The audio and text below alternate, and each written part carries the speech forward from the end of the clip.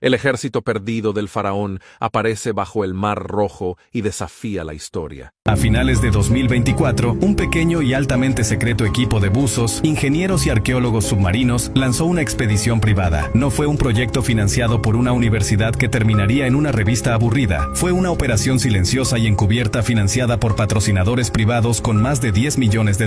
Estaban equipados con tecnología con la que la mayoría de los equipos arqueológicos solo pueden soñar: sonar de barrido lateral avanzado, vehículos operados remotamente de grado militar con cámaras de alta definición en resolución 4K y magnetómetros hipersensibles. No buscaban vasijas antiguas ni un ancla perdida, buscaban algo específico, algo que la ciencia convencional insistía en que no existía: el ejército perdido del faraón. Durante décadas, rumores e informes de aficionados habían señalado un punto muy específico en el Golfo de Aqaba, en el Mar Rojo. Las historias, a menudo descartadas como fantasía, hablaban de ruedas de carros cubiertas de coral, huesos dispersos y restos físicos del ejército egipcio del éxodo bíblico. Durante el mismo tiempo, la egiptología académica se había burlado de estas afirmaciones, llamándolas pseudociencia, un engaño religioso y simple pensamiento ilusorio. Pero este nuevo equipo tenía un mapa, uno basado en aquellas viejas afirmaciones ridiculizadas, y tenían la tecnología para ver lo que nadie más podía ver, o quizás lo que nadie más quería ver. Iniciaron la búsqueda en una cuadrícula amplia. Durante días, el sonar pulsó en las profundidades escaneando el lecho marino, hasta que el operador vio anomalías simétricas extrañas en la pantalla. No eran formaciones rocosas naturales, eran redondas, precisas, y lo más inquietante, estaban alineadas en un rastro largo y lineal. El equipo quedó atónito. Las formas parecían exactamente ruedas, cientos de ellas. Enviaron el vehículo submarino, descendiendo cientos de metros por debajo de la superficie. Las luces de alta potencia cortaron la oscuridad, y al principio solo había arena y roca, hasta que apareció de pronto una forma perfectamente redonda cubierta completamente de coral. Era sin duda una rueda, una antigua rueda de carro con radios. Mientras el robot avanzaba y apartaba el sedimento con su brazo mecánico, apareció otra, y luego otra, y otra más. Era un campo de escombros, uno enorme, que se extendía por casi 2,5 kilómetros.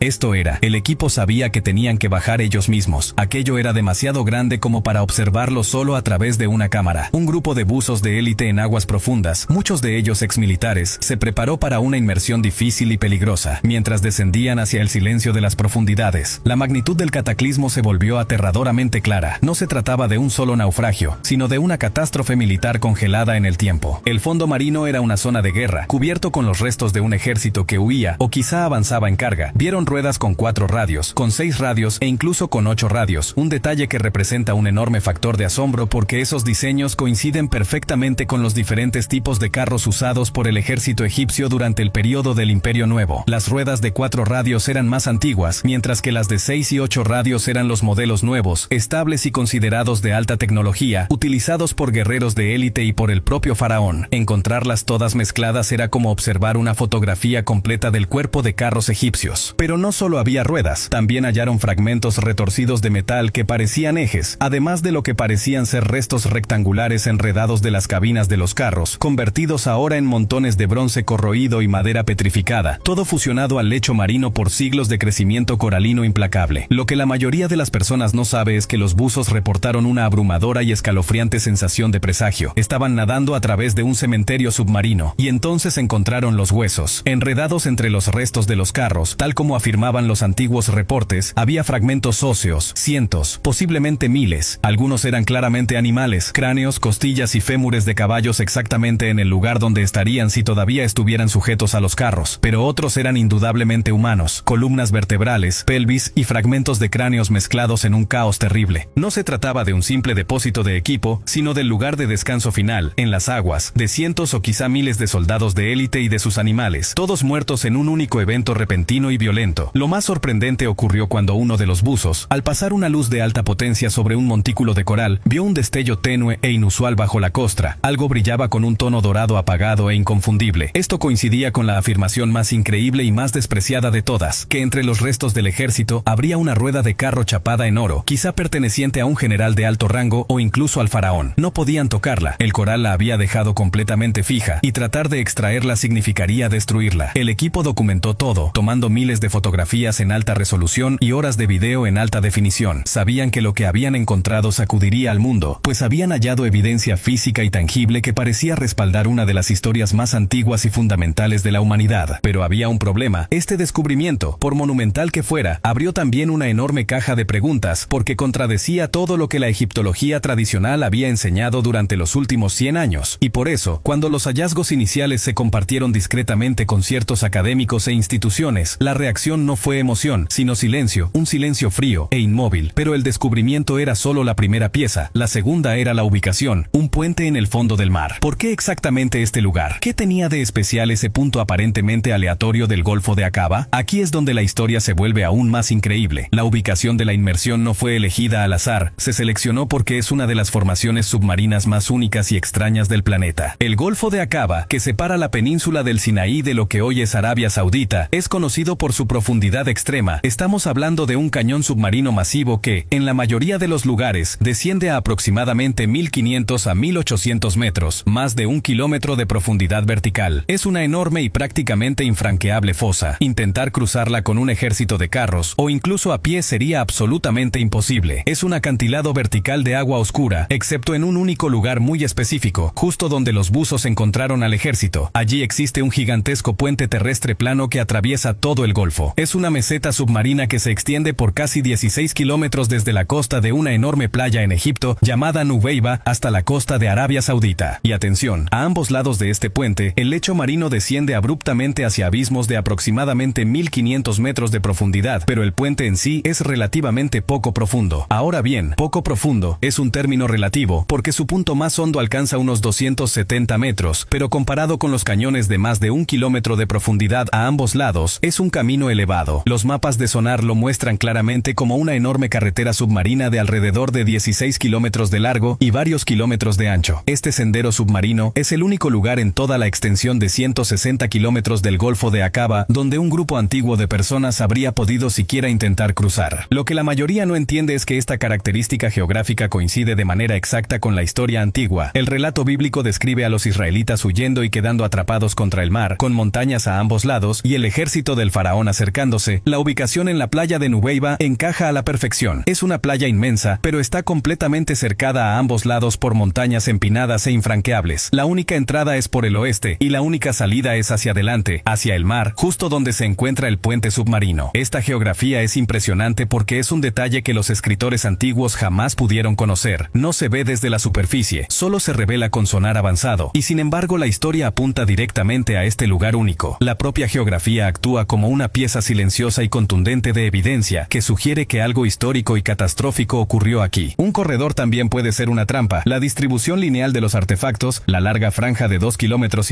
llena de ruedas y huesos, sigue exactamente la trayectoria de este puente sumergido. Parece literalmente un grupo atrapado en medio del cruce. Esta ubicación también explica por qué los artefactos siguen allí. La profundidad de unos 270 metros los protegió de tormentas, anclas de barcos y saqueadores durante milenios, y las corrientes únicas creadas por los cañones profundos a ambos lados acumularon sedimentos sobre la meseta, enterrando lentamente los objetos. El agua cálida y clara favoreció el crecimiento del coral, que actuó como un concreto natural creciendo sobre las superficies duras de los carros, la madera, el bronce y el cuero. Con el tiempo, la madera se descompuso y el metal se corroyó, pero el coral mantuvo la forma. Los buzos no estaban encontrando ruedas, estaban encontrando coral con forma de ruedas, esencialmente fósiles de carros. Sin esta geografía y biología específica, cualquier rastro se habría dispersado y desintegrado hace siglos. Este puente terrestre, este cruce perfecto, también explica la escala del hallazgo. Un ejército completo con cientos de carros, caballos y soldados forzado a avanzar por este embudo de 16 kilómetros habría quedado totalmente vulnerable. Cuando ocurrió el desastre no había escapatoria, no podían ir a la izquierda ni a la derecha, estaban atrapados. Este embudo trágico explica la enorme concentración de artefactos. Es un silencioso testimonio submarino de un evento catastrófico. El hecho de que este terreno sea tan único también refuta uno de los argumentos más comunes de los escépticos, quienes dicen que solo es un naufragio, pero no es un naufragio. Son cientos de carros militares del mismo periodo, hallados en una línea recta sobre el único cruce terrestre plausible de todo el Golfo.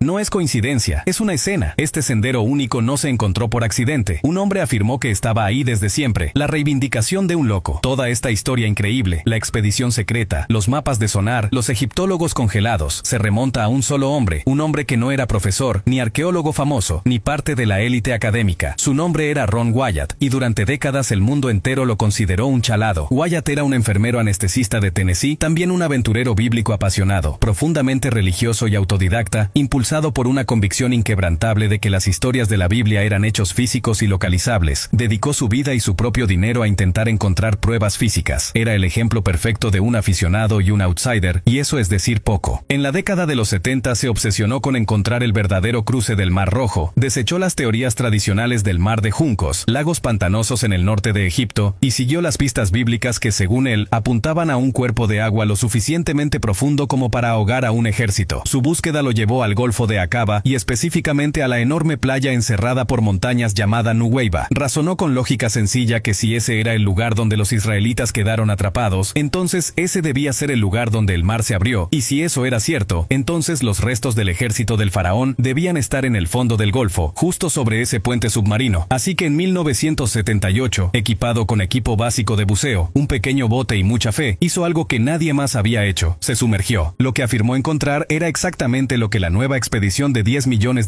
acaba de verificar. Reportó ver ruedas de carros cubiertas de coral e incluso afirmó haber recuperado un cubo de una de ellas. Tomó fotos submarinas borrosas y granuladas, fáciles de descartar como coral con formas curiosas, pero no se detuvo allí. En inmersiones posteriores, él afirmó haber encontrado más. Reportó haber hallado huesos humanos y huesos de caballo mezclados con partes de carros, y realizó su afirmación más explosiva. Dijo que había encontrado y filmado la legendaria rueda dorada de un carro, brillando tenuemente bajo el coral. Cuando Ron Wyatt presentó sus hallazgos, el mundo académico no solo lo ignoró, sino que lo ridiculizó. Lo destrozaron. Fue etiquetado como un fraude, un vendedor de pseudociencia y un fanático religioso que solo veía lo que quería ver. Egiptólogos y arqueólogos quedaron paralizados en un estado de rechazo total y absoluto. Y escucha esto, las demás afirmaciones de Wyatt lo convirtieron en un blanco aún mayor. También afirmó haber encontrado el Arca de Noé, la verdadera ubicación del monte Sinaí en Arabia Saudita, justo frente a Nuweiba, las cenizas de la novilla roja, e incluso, de forma aún más fantástica, el Arca del Pacto oculta en una cueva bajo Jerusalén. Para la comunidad científica convencional, esto no era investigación, sino una búsqueda de tesoros alimentada por la fantasía. Sus afirmaciones sobre el Mar Rojo fueron descartadas junto con todo lo demás. Durante más de 40 años, el sitio fue desestimado como un mito, una conspiración y nada más que coral y deseos ilusos. Pero aquí está el detalle. Ron Wyatt falleció en 1999, con sus afirmaciones aún casi universalmente burladas, pero dejó atrás su investigación, sus mapas, las coordenadas exactas del puente terrestre submarino y el campo de escombros que había encontrado. La expedición secreta de alta tecnología en 2024 no se lanzó a ciegas. Estaban siguiendo el mapa de Ron Wyatt y sus cámaras de alta definición y su sonar de $10 millones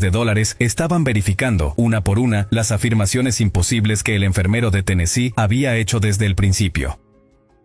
El sonar confirmó el puente terrestre. Los ROV confirmaron las ruedas, las de 4, 6 y 8 radios, tal como él había dicho. Los buzos confirmaron los huesos e incluso vieron el destello de oro que Wyatt había reportado. Este es el núcleo de la controversia. Los expertos que desestimaron a Wyatt durante décadas ahora se enfrentan a datos de alta tecnología que demuestran que, al menos, tenía razón respecto a la existencia de un enorme campo submarino de escombros antiguos. El descubrimiento está forzando una reevaluación de un hombre al que todos habían considerado un necio, y está obligando a una reevaluación aterradora de cómo pudo haber ocurrido siquiera este evento imposible, porque el cómo es donde las teorías se vuelven realmente salvajes. Esta es la gran pregunta. Si hay un ejército en el fondo del mar, ¿cómo llegó allí? La historia antigua dice que el mar se abrió, los israelitas cruzaron sobre tierra seca y las aguas colapsaron sobre el ejército egipcio que los perseguía. La ciencia convencional dice que eso es imposible, pero la evidencia está allí. Entonces, ¿qué ocurrió realmente en el Golfo de Aqaba? Aquí es donde las teorías se vuelven salvajes. Teoría salvaje número 1. El tsunami volcánico. Esta es grande, y si el milagro fue, en realidad, un desastre natural perfectamente sincronizado, hace alrededor de 3.500 años, un enorme volcán en la isla griega de Santorini, entonces llamada Thera, explotó en una de las erupciones volcánicas más grandes de la historia humana. Fue un evento que alteró al planeta. Esta mega erupción, situada a cientos de kilómetros de distancia, habría generado un tsunami masivo que se habría propagado por todo el Mediterráneo. Pero lo que la mayoría de las personas no sabe, es que los tsunamis tsunamis tienen una firma famosa y aterradora. Aquí va. El retroceso del mar ocurre antes de que la ola gigante llegue. El mar se retira de forma súbita y dramática, a veces por kilómetros, dejando expuesto el lecho marino. Para un antiguo que jamás había visto algo así, parecería un milagro, el mar literalmente partiéndose. Así que aquí está la escena. Los israelitas están atrapados en Nuweiba. La erupción de Tera provoca un enorme retroceso en el Mar Rojo. El agua se retira y deja expuesto el puente terrestre de 10 millas, es decir, aproximadamente 16 kilómetros. Es un milagro, y ellos corren a través de él. El ejército egipcio, viendo el camino, carga detrás de ellos sobre el lecho lodoso expuesto. Pero aquí está el punto clave. El retroceso es solo la primera parte. La segunda es la ola regresando justo cuando el ejército egipcio, con sus carros pesados y ruedas que se atascan, llega al centro del golfo. El tsunami, un muro de agua de cientos de pies, es decir, más de 90 metros, de altura, ruge de regreso hacia el golfo y aniquila a todo el ejército en un instante. Es una explicación científica que encaja casi perfectamente con la historia, el tiempo, la apertura y el colapso de los muros de agua. Luego está el Arca del Pacto. Esta teoría es aún más extrema y se conecta directamente con Ron Wyatt. Recuerda que Wyatt afirmó haber encontrado tanto las ruedas de los carros como el Arca del Pacto. ¿Y si esos dos descubrimientos están conectados? ¿Y si los israelitas no solo huían con sus familias, sino que habían robado el secreto más poderoso de Egipto? Muchas teorías no convencionales proponen que el Arca del Pacto no era solo una caja religiosa, sino una pieza de tecnología avanzada perdida, un enorme capacitor eléctrico, una fuente de energía o incluso un arma. Así que aquí va la nueva versión. Los israelitas, guiados por Moisés, quien fue criado en la corte del faraón y tenía acceso a sus secretos, roban este poderoso dispositivo. El faraón se enfurece. No solo persigue a sus esclavos, sino que persigue su superarma. Los israelitas están atrapados frente al mar. El ejército egipcio se acerca. Entonces Moisés usa el dispositivo. El Arca del Pacto libera una fuerza desconocida, tal vez un campo de gravedad localizado, o quizás un pulso de energía masiva que empuja el agua y crea el camino seco que los israelitas atraviesan. Los egipcios, cegados por la ira, cargan detrás de ellos. Una vez que todos están dentro de la zona de muerte, Moisés, o el arca misma, apaga el dispositivo. Los muros de agua, sostenidos por esa energía desconocida, colapsan. El ejército es destruido. Esta teoría es extrema, pero responde muchas preguntas. Explica la columna de fuego y nube como la firma energética del arca. Explica por qué el faraón arriesgaría a todo su ejército de élite. Y explica el poder aparentemente sobrenatural del evento. La teoría número 3 habla de tecnología acústica perdida. Parece ciencia ficción. Algunos proponen que civilizaciones antiguas, quizá incluso preegipcias, entendían el poder del sonido y la frecuencia. Y si la apertura del mar no fue un milagro o un volcán, sino un evento tecnológico. Y si la vara de Moisés era algún tipo de resonador tonal, una pieza de tecnología perdida que, al activarse, producía una frecuencia sonora tan poderosa que literalmente empujaba el agua, creando una apertura mediante levitación acústica. Esta arma sónica habría mantenido el agua alejada hasta que el ejército estuviera dentro, ya fuera un volcán, una superarma o tecnología perdida. Todas estas teorías apuntan a lo mismo. Algo ocurrió en ese golfo, algo lo suficientemente poderoso para borrar un ejército entero de la faz de la tierra, dejando sus restos fosilizados en coral, esperando ser encontrados. Pero si la evidencia está ahí, ¿por qué el silencio? ¿Qué están ocultando? Esto nos lleva al núcleo del título y al corazón del misterio. ¿Por qué los egiptólogos y arqueólogos tradicionales están paralizados? No es por asombro ni emoción, sino por una mezcla de incredulidad académica, preservación profesional y quizá un temor genuino de lo que este descubrimiento significaría para el mundo. He aquí el asunto. Por más de 100 años, el consenso de casi todos los egiptólogos seculares es que el éxodo descrito en la Biblia no ocurrió. Punto. Al menos no a la escala imposible que el relato afirma. Esto se enseña en cada universidad, de El Cairo a Harvard. Está escrito en cada libro de texto. Es dogma. Argumentan con lógica que no hay evidencia arqueológica en el desierto del Sinaí de 2 millones de personas, una población del tamaño de una ciudad moderna, vagando durante 40 años. Exigen, ¿dónde están los campamentos? ¿Dónde están las fosas comunes? ¿Dónde está la cerámica? Argumentan, también con razón, que no existe ninguna mención en jeroglífico egipcio alguno, ni registro en papiros, del día en que su ejército completo, su unidad militar más valiosa, sus guerreros en carros, fueron destruidos en una sola jornada catastrófica. Todo el fundamento de la egiptología moderna, sus cronologías, sus listas de reyes, su comprensión del poder de la dinastía 18, su historia, todo está construido sobre un marco que no incluye este acontecimiento. Es un marco que no puede incluir este acontecimiento. Para ellos es un mito, una poderosa historia de fundación cultural, pero un mito al fin. Ahora, de repente, un equipo de buzos que sigue el mapa de un hombre, Ron Wyatt, a quien todo el mundo en el ámbito académico serio desechó como un chiflado, un charlatán, un soñador religioso, encuentra un enorme campo de escombros bajo el agua, un campo que no solo insinúa la historia, sino que la refleja a la perfección. No estamos hablando de una o dos vasijas rotas, estamos hablando de cientos de carros de guerra, estamos hablando de ruedas, ejes y cajas de carro esparcidos por el fondo marino. Y no son cualquier carro, son los diseños específicos de 6 radios y de 8 radios usados únicamente por el ejército egipcio de la dinastía 18. El periodo de tiempo exacto en el lugar exacto. Un enorme puente de tierra natural que cruza el Golfo Profundo, con el tipo exacto de geografía que el relato implica. Si este sitio es real, entonces los expertos estaban equivocados, y eso es decir poco. Este descubrimiento no solo añade un nuevo capítulo a la historia, arranca todos los anteriores. Significaría que los textos antiguos no eran solo relatos, sino crónicas históricas precisas y literales. Un profesor titular que ha construido toda su carrera de 30 años, toda su reputación, sobre la teoría del éxodo como mito no puede de pronto darse la vuelta y decir, ups, supongo que aquella enfermera de Tennessee tenía razón desde el principio.